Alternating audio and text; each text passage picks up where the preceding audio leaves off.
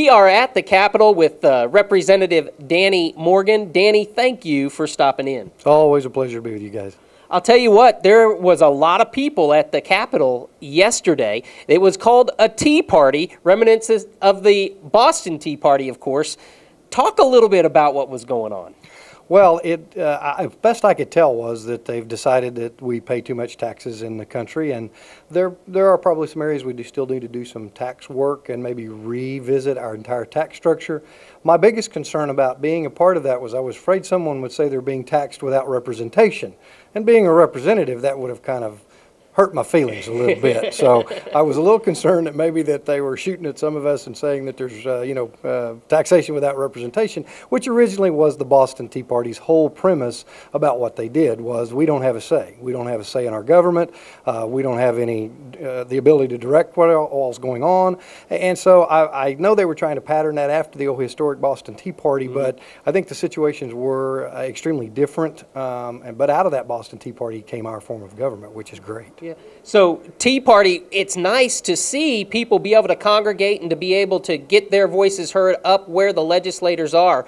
And there's just different issues. There's always two sides to a coin. And you aptly point out we were really trying to make a statement to a dictator, not a representative type government. Exactly. And so I appreciate the fact that maybe people will go back now and reanalyze what happened in that Boston harbor and why it was so successful and exactly why everyone was so mad. But again, out of the Boston Tea Party came the form of government that says you have the right to protest against your government. And I was just so glad to see people participating in their ability to exercise their voice to say, we're not sure we're happy about what's going on. Yeah, and there's a lot of impact to be heard when so many step up to the Capitol, and there's always issues like that. What are you passionate about? Contact your legislator.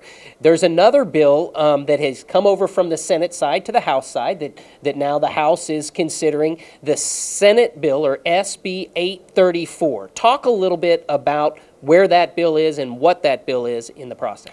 Senate Bill 834 is titled Deregulation of Our Schools. And what it's trying to do would allow a lot of the mandates that the legislature's passed over the last 10 to 12 to 14 years to roll back a lot of those. There's a lot of us, though, that are very concerned about what we're doing. I think we ought to take a scalpel to those mandates and address each one of them individually. This bill is almost like a meat cleaver approach. It just destroys a lot of the protections not only that our classroom teachers have been able to have, but things like class sizes, to make sure that we don't put too many kids in a class, that the resources are available for those special ed students who desperately need the educational opportunities that everyone have. And so it came to the floor of the House yesterday.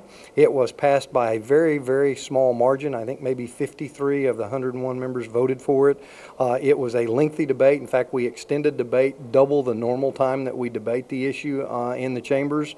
Very articulate discussions on both sides of the issue.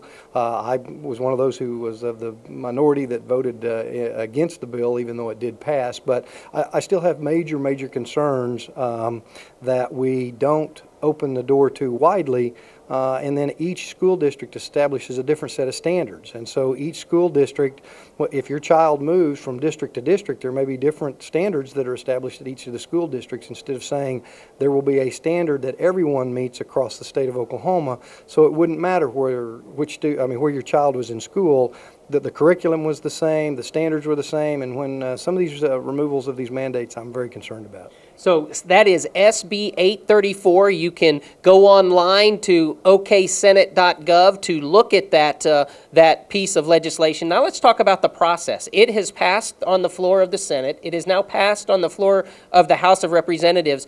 It goes before the governor. So people who are for this bill or people who are against this bill, do they still have a voice in the process?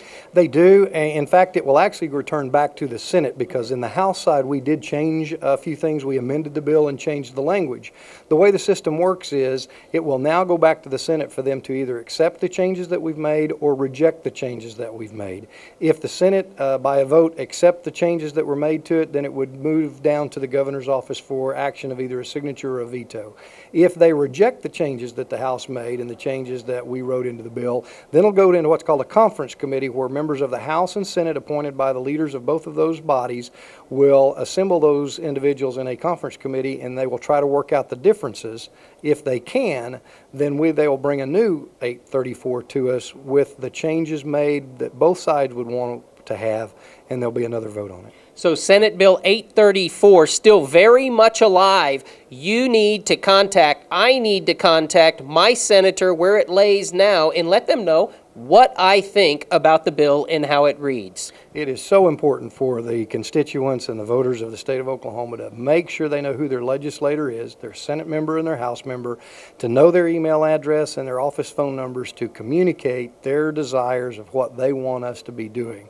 I remind my constituents every time I speak to them that they pay my salary, and I am an employee of theirs, and I need to know what the boss wants me to do. We are the boss. I like that, Representative Morgan. It's so opposite of sometimes how we feel when we step up to such an ornate place like our state capitol, but truly it is. It's not a place to be intimidated by. It's a place to participate in. Senator Danny Morgan, or Representative Danny Morgan, I'm sorry. Thank you very much for coming by. You're quite welcome.